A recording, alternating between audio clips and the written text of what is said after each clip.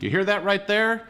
That was the sound of the metronome. And I know the metronome sometimes has scary connotations. Maybe you have some horror stories from your youth playing the metronome with the piano, or maybe you're just a little bit afraid because you've never tried it and you don't know quite how to practice with a metronome. So in today's video, we're going to talk about how to practice with a metronome, the procedure that I go through to get started with practicing, and some tips and tricks to go along with it. So get yourself tuned up, and today is all about the metronome.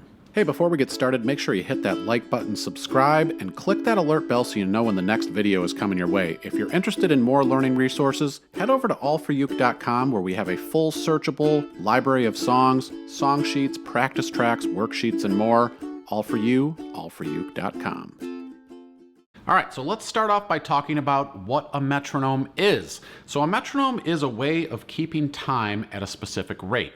So what it does is it helps you from speeding up and slowing down. So ultimately, when you're playing music, you want to keep a consistent tempo, and that depends if you're playing by yourself or even if you're playing with a group of people, you want to be keeping a consistent time. And that's what you hear in studio recordings, that's what you hear on records that you love. They're all using a metronome, and that's why it sounds good.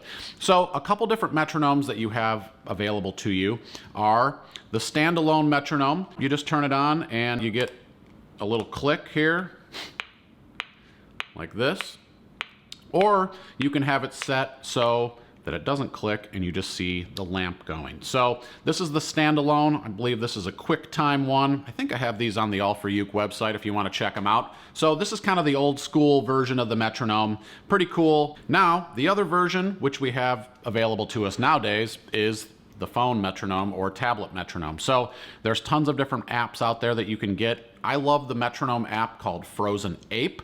I'll leave a link to that in the description if you want to check it out. But that one I really like because it has functions on it where you can actually tap on your screen to figure out what the tempo is. So let's say you're listening to a song, tap on your phone, it'll pick up the time, and then you can practice it at that time. So before you get started practicing with a metronome, you need to gather a little bit of information so that you can set your metronome up to work. So the first question I always ask is, what is the time signature? So this information you can find a lot of times online if you just kind of look up whatever song you're maybe working on at the time and say, what is the time signature of The Joker by Steve Miller Band? And that usually will pop up and say something like 4/4 or 3/4 or 6/8, or maybe some obscure weird time signature. But that's an important bit of information because if the song is in 4/4, you need to set your metronome to 4/4 so that you have 4 beats. Now what that means is when you start your metronome, you're going to have 4 beats. And when you count with that metronome, you're going to count 1, 2, 3, 4. 1, 2, 3, 4, and so forth. So that relates to the count in, and it also relates to as you're counting along when you're playing, whether it be a scale or whether it be a strumming pattern. Now, if I change this time signature to 3/4, I'm now going to see 3 dots on here for 3 beats, and that changes everything now to a 3 count in. And when I'm counting for a song maybe like Can't Help Falling in Love, where the signature is in 3/4, now when I count into the song, I count in 1, 2, 3. Because I see this here, same tempo, but now there's only 3 beats. So it's 1, 2, 3, 2, 2, 3, 1, 2, 3, 1, 2, 3, and so forth. So whether you're counting in or counting along with it, now it's in 3. So that's very important as you're trying to learn how to practice with a metronome. We're going to gather a little bit more information before we turn this metronome on, and that is, what is the tempo that we're working towards? So maybe the song you're working on is at a tempo of 120 beats per minute. Well, that's good to know because that's your goal, and you don't want to start practicing already at the 120. The great thing about a metronome is you can start your tempo well below that and work up towards that. If you're digging the sound of my uke, head over to allforuke.com/shop. You can have a Kali ukulele for yourself. When you buy your Kali ukulele through All For Uke, you're supporting us, and we really appreciate it. Make sure you check it out. Concerts, sopranos, tenors, baritones, a wide selection of accessories, capos, and more. All for you, allforuke.com/shop. So we know our time signature, we know the tempo that we're working towards, but how do we make our entrance into playing with a metronome? And I feel like this is one of the most challenging things, and one of the things that kind of deters people from practicing with a metronome is they don't really know how to get into it. So I'm going to show you how to get into it, and that concept is feeling the tempo. So I'm going to turn the metronome on here to 90 beats per minute, and I'm just doing this with a down strum now. So as I have the metronome going here, I start trying to kind of move my body along with this and feeling that beat at 90 beats per minute. Now, I'm going to take my strumming hand and I'm going to start doing 1, 2, 3, 4. And I'm really trying to sync up with this tempo. So if you're watching your hand, you should feel that down strum happening right on the beat, or try to get it as close as you can here. So I'll just do this with a muted neck here so you can hear this, but I'm going to count 1, 2, 3, 4. 1, 2, 3, 4. 1, 2, 3, 4. 1, 2, 3, 4. So that's cool. That's just a down strum. I'm just on the downbeat every time. 1, 2, 3, 4. Now, I'm going to make my entrance as if I were doing a down up strum. So when you're counting with a down up strum, you count 1 and 2 and 3 and 4 and. So if you're looking at a visual of this, you have the 4 beats, but in between those 4 beats, those 4 dots, you have an and. So when I count 1 and 2 and 3 and 4 and.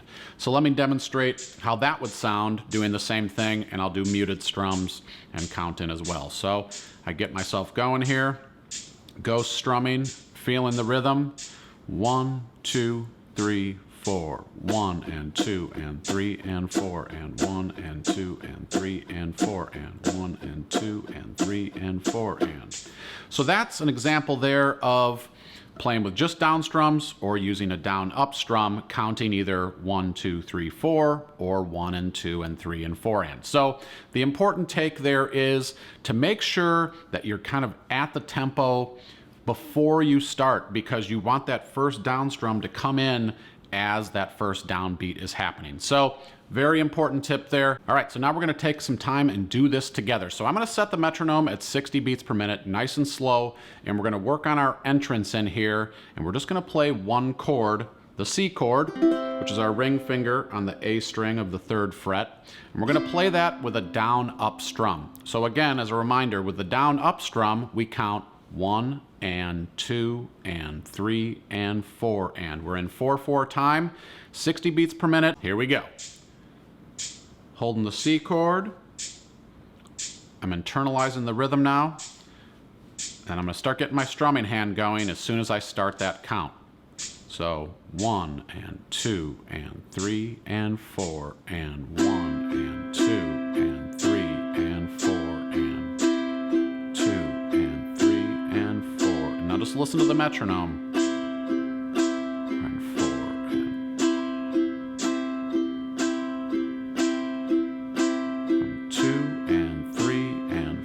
Last time, and 2 and 3 and 4 and. So that's not so scary, is it? So now you're feeling comfortable, confident with one chord. Now we're going to make this a little bit more applicable to something that you would actually practice with a metronome, which is a chord progression. So the chord progression, we're going to still keep it pretty easy here. We'll go from C to A minor, which is our middle finger on the G string 2nd fret, to the F major chord. We just add our index finger to the E string of the 1st fret, and then we're going to pivot down to G7, which is middle finger on the C string, 2nd fret, index stays on the E string 1st fret, and ring fingers on the A string of the 2nd fret. So we're going to go through those 4 chords, and every time we're going to count a 4 count before we change. So it'll be 1 and 2 and 3 and 4 and 1 and 2, 3 and 4 and 1 and 2 and 3 and 4 and 1 and 2, 3 and 4 and. So keeping it very straightforward, 4 times per chord. We'll do the same tempo here. So now it's going to be a little more challenging because you're moving through your chords. So again, if you need to do this a bunch of times in a row, I encourage you to do so. We'll start on the C chord, same procedure, 60 beats per minute. Here we go. We'll start by feeling that tempo. I kind of like to nod my head along with it, as you haven't noticed here. And we're going to start our ghost strum with a count in. 1 and 2 and 3 and 4 and go. 2 and 3 and 4 and switch. 2, 3 and 4 and F and 2 and 3, 4 and G7. Smile, you're playing with a metronome. 1 and 2 and 3 and 4 and 1, 2 and 3 and 4 and 1, 2 and 3 and 4 and 1 and 2. One more time. 1 and 2 and 3 and 4. 1 and 2 and 3 and 4 and 1 and 2, 3 and 4 and 1 and 2 and 3 and 4 and... So I wanted to share some just other general tips and tricks to playing with a metronome. And something that I always find happens when I'm practicing with a metronome is I have that tendency to either want to speed up or feel like I'm slowing down. And that's a natural thing, and that's the beauty of the metronome, because the metronome doesn't waver. It's the same every time. When you sit down and practice, you know, maybe you just drank a cup of coffee, or maybe it's late at night and you're kind of feeling slow. That's where the metronome is your friend, because it keeps that constant tempo, it keeps you in sync, and for me, it keeps me motivated to practice because it doesn't relent. You always have it there to kind of keep pushing you. So those natural things that happen of feeling like you're speeding up and slowing down, you have to work through them and just keep going to it every day. And that's the other part of this is, if you want to get good at practicing with a metronome, you need to do it often. You know, and maybe at first it's an everyday thing, and then you can kind of space it out a little bit more. But as you're doing this, I would work this into my practice routine every day. Maybe it's the first thing you do, or maybe it's the second thing you do after you've warmed up a little bit, but it's definitely something that I would add to my routine.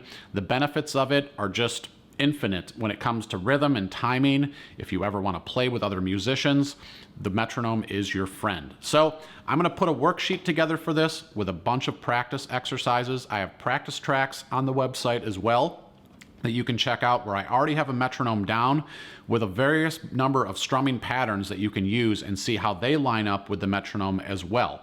So all this stuff is really going to be good for you, great for your rhythm, and great for your playing. My name's Kevin. Thanks so much for watching. I'll see you next time. Let's get